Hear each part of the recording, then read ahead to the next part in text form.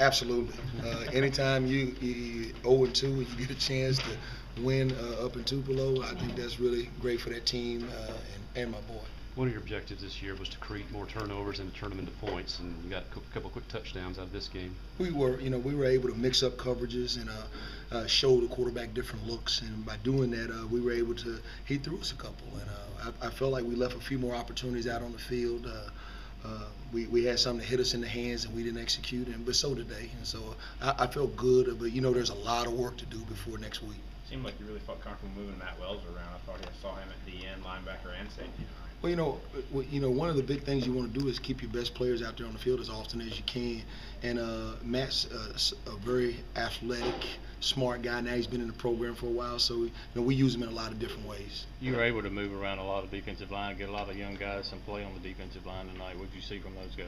Well, that we got a lot of work. That's the biggest thing. We got to be able to generate more pressure with 4 down, and that's the biggest thing. If you're gonna win it all, you've got to be able to generate more pressure and not always have to bring DBs and safeties to the party. You did that a lot in the second, third quarter. Just kind of stayed vanilla, pretty much the 4-man rush. Absolutely. There's nothing like rehearsing. And so we had a bunch of young guys get out there and compete, and taking nothing away from Jackson State. I wanted to see how guys could line up and play, and without scheming them. And there were some good things. It was good seeing those young guys get out there and compete a little bit. Coach, one of those young guys said, Giles, it seemed like he was really all around the ball tonight. What did you see from him? Same thing we saw during camp. It's a guy who's very talented.